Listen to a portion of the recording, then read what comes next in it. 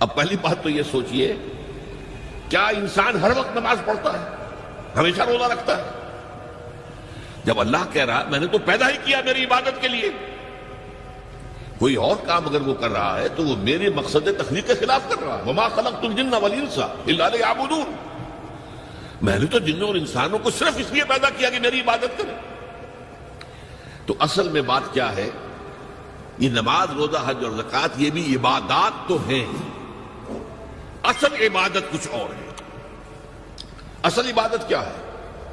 الحمدللہ وکفا والصلاة والسلام علی عبادہ الذین اصطفیٰ،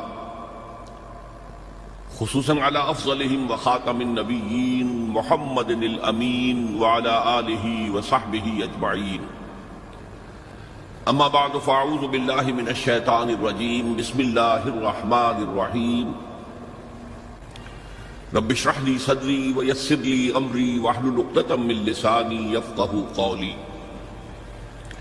اللہم ربنا الہمنا رشدنا واعذنا من شرور انفسنا، اللہم ارنا الحق حقا وارزقنا اتباعہ وارنا الباطل باطلا وارزقنا اجتنابہ، اللہم وفقنا لما تحب وترضى، آمین یا رب العالمین۔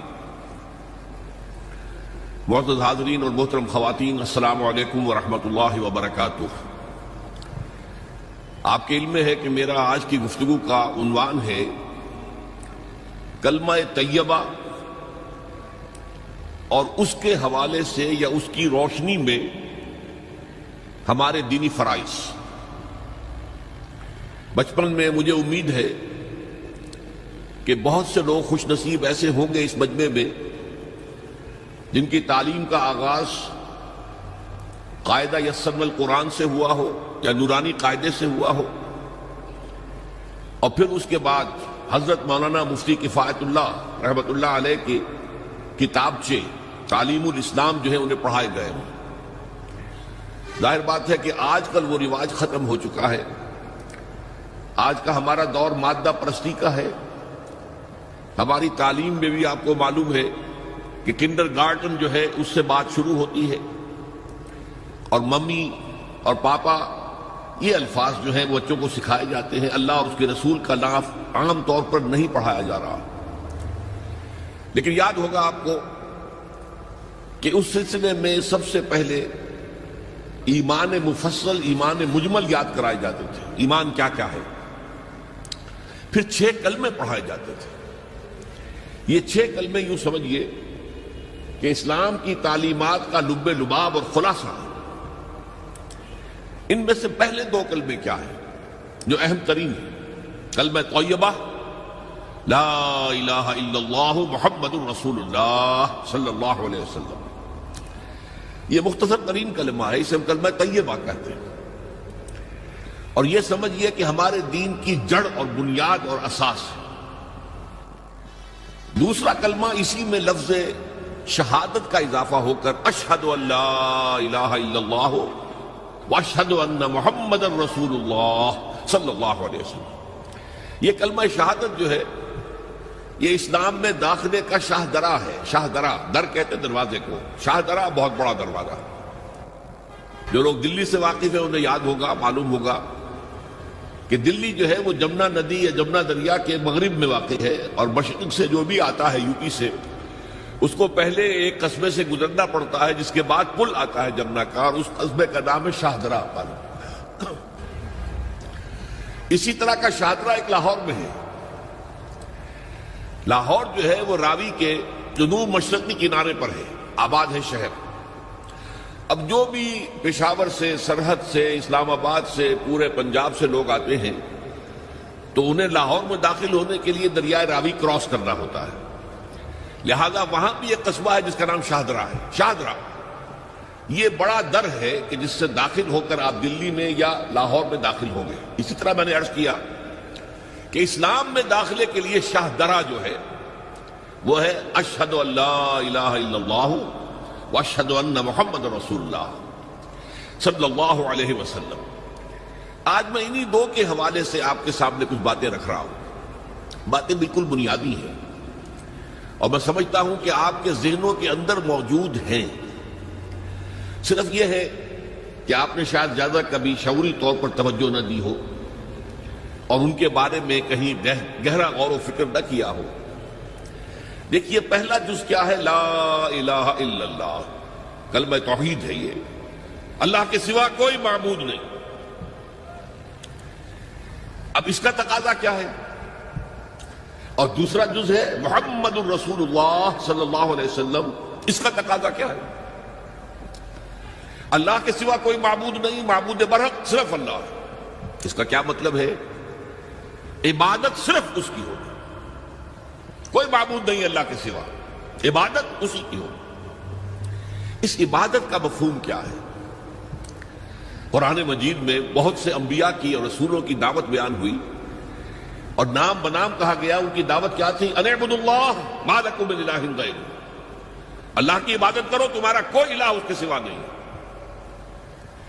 اس کے ساتھ ہی بعض صورتوں میں ایک لفظ کا اضافہ ہوتا ہے، سورہ شعراء میں ان اعبدوا اللہ واطیعون، عبادت اللہ کی کرو، میری اطاعت کرو۔ تو اللہ کی عبادت کیا ہے؟ جس کے لیے سورہ زاریات میں فرمایا وَمَا خَلَقْتُ الْجِنَّ وَالْإِنسَ إِلَّا لِيَعْبُدُونَ، میں نے نہیں پیدا کیا ہے جنوں اور انسانوں کو مگر صرف اس لیے کہ میری عبادت کریں۔ تو معلوم ہوا کہ لا الہ الا اللہ کا تقاضا کیا ہے؟ ہمہ تن ہمہ وقت اللہ کی عبادت۔ یہ عبادت کیا ہے؟ بدقسمتی سے مسلمانوں پر جو زوال آنا شروع ہوا خلافت راشدہ کے بعد سے، ایک زوال اسلام کا شروع ہو گیا، اگرچہ مسلمانوں کا تو عروج جاری رہا۔ دور بنو امیہ میں، دور بنو عباس میں دنیاوی اعتبار سے سطوت، شان اور شوکت بڑھتی چلی گئی، لیکن اسلام جو ہے اس کے اندر زوال شروع ہو گیا۔ سب سے پہلا زوال کیا آیا؟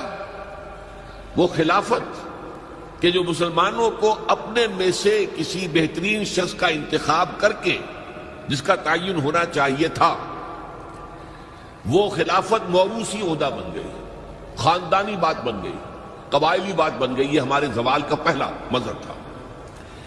بہرحال اس کے بعد رفتہ رفتہ ہمارے تصورات بھی کچھ محدود ہوتے چلے گئے، ہوتے ہوتے بات یہاں تک پہنچی کہ عبادت کا مطلب ہے نماز، روزہ، حج اور زکوٰۃ۔ اب پہلی بات تو یہ سوچئے، کیا انسان ہر وقت نماز پڑھتا ہے، ہمیشہ روزہ رکھتا ہے؟ جب اللہ کہہ رہا میں نے تو پیدا ہی کیا میری عبادت کے لیے، کوئی اور کام اگر وہ کر رہا ہے تو وہ میرے مقصد تخلیق کے خلاف کر رہا ہے۔ وَمَا خَلَقْتُ الْجِنَّ وَالْإِنسَ إِلَّا لِيَعْبُدُونَ، میں نے تو جنوں اور انسانوں کو صرف اس لیے پیدا کیا کہ میری عبادت کریں۔ تو اصل میں بات کیا ہے؟ یہ نماز، روزہ، حج اور زکوٰۃ یہ بھی عبادات تو ہیں، اصل عبادت کچھ اور ہے۔ اصل عبادت کیا ہے؟ عبد کہتے ہیں غلام کو۔ غلام پچھلے زمانے کا تصور کیجئے، یہ ایسا نہیں تھا جیسے آپ کسی کو ملازم رکھ لیں۔ آج امپلائر امپلائی ریلیشن شپ یہ اور ہے۔ آپ نے کسی کو ملازم رکھا ہے، فرض کیجئے دہاڑی پر رکھا ہے، وہ 8 گھنٹے کام کرے گا، پھر چھٹی کرے گا، اس کے بعد وہ آپ کا کوئی تابع نہیں ہے، آپ کا غلام نہیں ہے، بلکہ آپ کا بھی ایک ہی ووٹ ہوگا، جب الیکشن ہوگا اس کا بھی ایک ہی ووٹ ہوگا۔ تو اصل میں غلام جو ہوتا تھا وہ ہمہ وقت، ہمہ تن، ہمہ جہد، ہمہ وجوہ بندگی کرتا تھا، اطاعت کرتا تھا۔ ملازم کہہ سکتا تھا کہ میرے تو اوقات ختم ہو گئے۔ آپ نے کسی کو رکھا خانسامہ کی حیثیت سے، اور فرض کیجئے ابھی فلش سسٹم نہیں آیا تھا تو بیت الخلاء جو ہے آپ جس طرح کے ہوتے تھے سب کو یاد ہے۔ کسی دن بھنگن نہیں آئی، آپ کہیں اس سے خانسامہ سے کدھر جاؤ بیت الخلاء صاف کراؤ، وہ صاف کہے گا صاحب میں آپ کا، میں تو خانسامہ ہوں، میں آپ کو کھانا پکا کر دینے کا پابند ہوں، میں یہ آپ کا بیت الخلاء صاف کرنے کا تو پابند نہیں ہے۔ کہے گا کہ نہیں کہے گا؟ لیکن غلام نہیں کہہ سکتا۔ غلام تو ملکیت ہے، وہ 24 گھنٹے کا مطیع ہے، جو کام کہا جائے کرنے پر مجبور ہے، انکار نہیں کر سکتا۔ اور آپ کو معلوم ہو ایک اور بات ہونی چاہیے کہ غلام تو خود مملوک ہوتا ہے، اس کی ملکیت کوئی نہیں ہوتی۔ آقا نے کوئی اگر کوٹھڑی دے دی ہے کہ تم رات کو اس میں سو جایا کرو تو کیا وہ اس کوٹھڑی کا مالک ہو گئے؟ آقا نے کوئی چارپائی دے دی ہے اس پر سویا کرو تو کیا چارپائی کا مالک ہو گئے؟ نہیں، قطعاً نہیں، خود مملوک ہے۔ اور پچھلے زمانے میں غلاموں کا معاملہ کیا تھا؟ آقا جب چاہے ذبح کر دے، قتل کر دے، کوئی مقدمہ نہیں بنے گا، نہ 302 کا نہ 304 کا۔ کیوں؟ جیسے آپ کی بکری آپ کی ملکیت تھی، آپ نے ذبح کیا، گوشت کھا لیا، کوئی پوچھ سکتا ہے آپ سے؟ میری بکری تھی بھائی، میں نے ذبح کیا، Who are you to ask me؟ اسی طرح غلام میری ملکیت ہے، میں نے قتل کر دیا، میں نے اپنا نقصان کیا ہے نا۔ میں اس غلام کو فروخت کرتا تو کچھ پیسے مل جاتے مجھے، لیکن اختیار میرا ہے، میں نے اسے قتل کر دیا۔ اس معنی میں اللہ کا غلام بن جانا، اللہ کا بندہ بن جانا۔ یہ بندہ جو ہے یہ فارسی کا لفظ ہے، عبد عربی کا لفظ ہے۔ عبد سے عبادت بنا، بندے سے بندگی بنا۔ چنانچہ شیخ سعدی کا شعر ہے مشہور، جو مسجدوں میں پہلے لکھا جایا کرتا تھا۔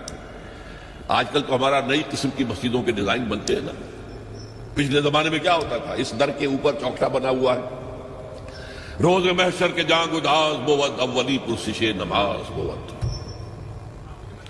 وہ قیامت کا دن جو بہت سخت ہے، پہلا حساب نماز کا ہوگا۔ اور یہ شعر میں لکھا ہوتا تھا، زندگی آمد برائے بندگی، زندگی بے بندگی شرمندگی۔ یہ زندگی ہمیں ملی ہی بندگی کے لیے ہے، وما خلقت الجن والانس الا لیعبدون۔ تو اگر ہم بندگی نہیں کرتے اللہ کی تو شرمندگی ہی شرمندگی ہے، گویا کہ ہم اپنے مقصد تخلیق کو تو پورا نہیں کر رہے۔ آپ نے قلم بنایا تھا لکھنے کے لیے، لکھتا نہیں ہے تو اٹھا کے پھینک دیں گے، آپ اس کو کوڑے میں ڈالیں گے۔ لہذا انسان کی تخلیق اور جنوں کی تخلیق بندگی کے لیے ہوئی۔ زندگی آمد برائے بندگی، زندگی بے بندگی شرمندگی۔ یہ ہما وقت، ہما تن، ہما وجوہ، ہما جہد اللہ کی اطاعت، یہ ہے عبادت۔ اس عبادت کے لیے عبادات ہمیں دی گئی ہے۔ جیسے یہ اگر کھڑا ہوا ہے شامیانہ تو آپ نے دیکھا یہ جو بانس کھڑے ہوئے ہیں، یہ عبادت جو ہے اس کی چھت سمجھ لیجئے 4 ستونوں پر کھڑی ہے، نماز، روزہ، حج، زکات۔ نماز کس لیے؟ تاکہ 5 مرتبہ تازہ کر لو اللہ سے عہد بندگی، ایاک نعبد و ایاک نستعین۔ کہیں بھول مت جانا، صبح ہوئی ہے پہلے اپنا اللہ سے بندگی کا عہد تازہ کر لو، پھر دکان پہ جانا، پھر دفتر میں جانا، اور پھر دوپہر میں پھر نکلو، پھر تازہ کرو۔ وہ آپ کا لنچ آور ہوگا لیکن اس میں اللہ کو پہلے یاد کرو۔ پھر جب بہت زیادہ ایکٹیویٹی کا ٹائم ہوتا ہے شام کا، پھر یاد کرو اللہ کو عصر کے وقت، پھر مغرب کے وقت، پھر رات کو عشاء۔ 5 دفعہ یاد کرو اقم الصلاۃ لذکری، کہ تمہیں یہ بات یاد رہے کہ ہم اللہ کے بندے ہیں اور ہمارا کام بندگی ہے، ہما تن، ہما وجوہ، ہما وقت اللہ کی عبادت۔ روزہ کیوں دیا؟ تاکہ نفس کے اندر جو شیطنت ہے، ان النفس لامارۃ بالسوء، اس نفس کو کنٹرول کرنے کی عادت ہو جائے۔ بھوک برداشت کرو، کسی وقت کھانے کو حلال چیز نہیں مل رہی تو بھوک برداشت کرو، فوراً کسی حرام شے کے اندر منہ نہ مار دو، تمہارے اندر عادت ہونی چاہیے۔ پیاس شدید لگی ہوئی ہے تو اگر کوئی صحیح مشروب نہیں ہے تو ایسا نہ کرو کہ کیا کریں، یہاں پر تو سوائے جو شراب کا کچھ ملتا ہی نہیں تو لو شراب ہی